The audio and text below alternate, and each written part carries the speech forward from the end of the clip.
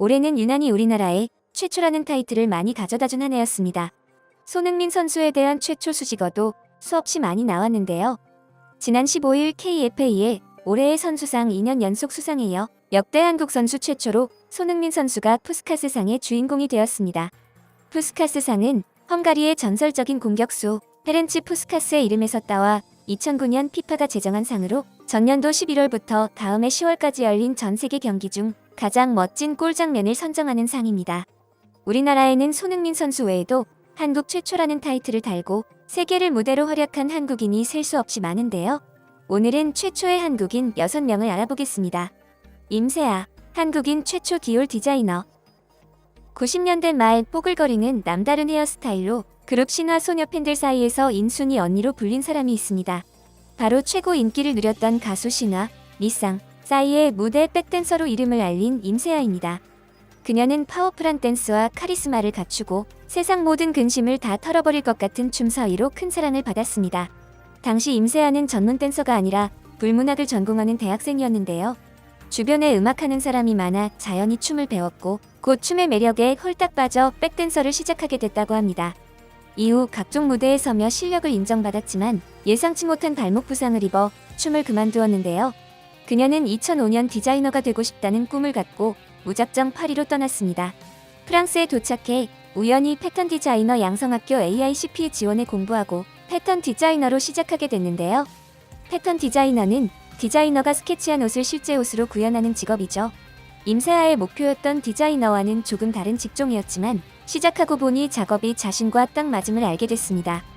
패턴이 1mm만 차이 나도 옷의 느낌이 완전히 달라지기 때문에 패턴 디자이너의 업무는 꼼꼼하다 못해 까다로운 성격을 요구하기 때문에 임세아는 그런 패턴 디자이너의 일이 자신의 성격과 딱 맞았다고 밝혔습니다. 하지만 익숙하지 못한 프랑스어와 프랑스 문화 속에서 많은 불이익을 당하며 힘든 시간 끝에 2008년 임세아는 디올 어시스턴트 패턴 디자이너로 사회에 첫 발을 내딛게 됩니다. 경력을 쌓은 후 셀린느, 파코라반 등 다양한 명품 브랜드에서 테크니컬 매니저로 이적해 남다른 실력을 빛냈습니다. 레이디 가가와 케이리 페리의 러브콜을 받았고 카타르 왕비 셰이카 모자, 빈트 나세르 알미스네드의 럭셔리 패션 브랜드 등 다양한 브랜드에서 경험을 쌓은 임세아는 다시 디올로 돌아갑니다.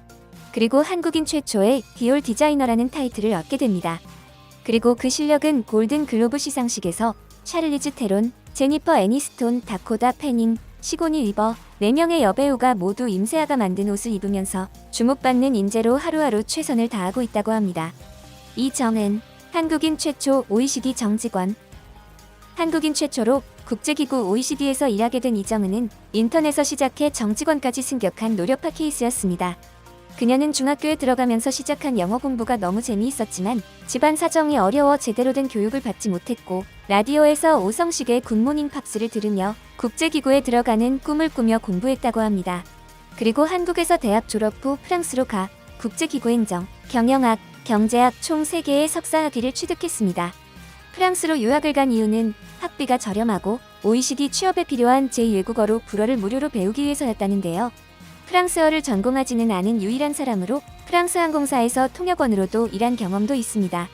2009년 11월 OECD 인턴으로 들어간 이정은은 2,500명 중 한국인이 10명밖에 안 되는 상황에서 2011년 3월 정직원으로 승격됐고 약 3년간 인사정책연구원과 사업기획관을 역임했습니다.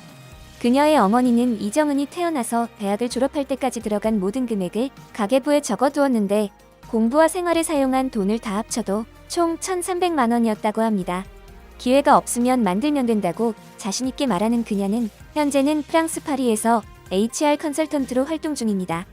진건용, 한국인 최초 하버드대 만점 졸업. 진건용은 한국에서 초등학교 6학년 1학기를 마치고 미국으로 유학을 떠났습니다.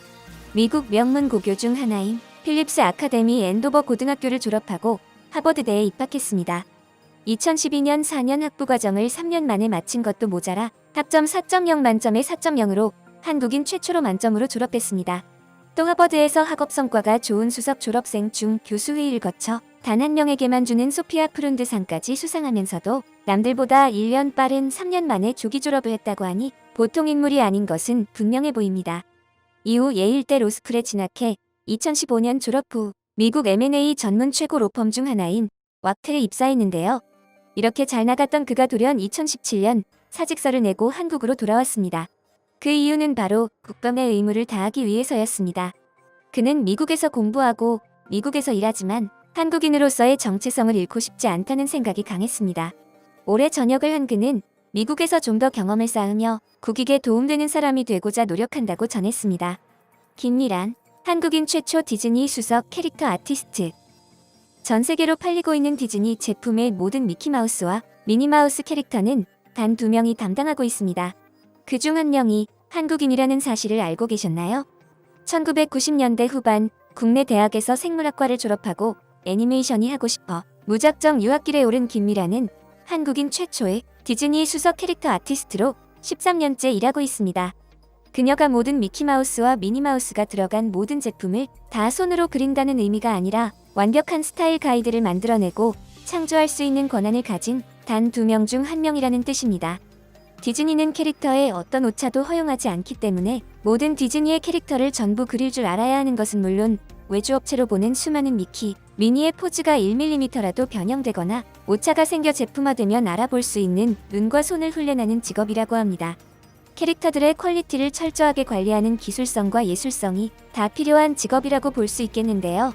그녀가 입사하기 전까지 디즈니에서 미키마우스를 그릴 수 있는 사람은 30년간 제프 실리가 유일했습니다. 그리고 그는 10년 경력 디자이너로 엄청난 경쟁률을 뚫고 디즈니에 입사한 김미란을 높이 평가했지만 미키마우스만큼은 절대 다른 사람에게 맡기지 않는다라고 선언했다고 합니다.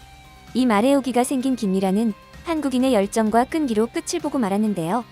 1년 동안 쉬지 않고 미키마우스만 그린 그녀는 단 1mm의 오차도 용납되지 않는 그 길에서 유일하게 성공해냅니다. 수많은 사람들이 도전했지만 모두 실패해 30년간 비어있었던 자리에도 오르게 됐죠. 전 세계가 그녀를 응원하는 데에는 그만큼 큰 노력이 있었기 때문입니다. 이종욱, 한국인 최초 WHO 사무총장. 코로나 사태가 심각해져 갈수록 WHO에 대한 실망감이 커지면서 만약 WHO 사무총장이 이종욱이었더라면 아주 많이 달랐을 것이라는 아쉬움이 전 세계에서 나오고 있습니다. 이종욱의 신속성, 전문성, 조정 능력, 지도력이 너무 아쉬운 상황이라는 것입니다. 이종욱은 1983년 WHO에 들어가 2006년 한국인 최초로 사무총장이 되어 갑작스럽게 세상을 떠나기까지 23년간 WHO에서 일하면서 한센병, 소아마비, 결핵, 에이즈 퇴치에 기여해 백신의 황제라는 별칭을 갖고 있습니다. 특히 세계 각국에 백신을 공급해 소아마비 비율을 인구 1만 명당 1명 이하로 떨어뜨리는 놀라운 성과를 냈습니다. 이종욱은 신종 감염병이 발생하면 24시간 내에 WHO에 알리게 국제보건 규칙을 정비했고 신종 감염병이 발생하면 각국의 우수한 인력으로 드림팀을 꾸려 현장에 보내 대응하는 체제를 만들었습니다. 신종 감염병 발생에 대비해 WHO 관련 팀들이 모두 한자리에 모여 대응하는 상황실도 최초로 만들었습니다. WHO는 최근 상황실 이름을 아예 이종욱의 약칭인 JW 센터로 바꾸었습니다.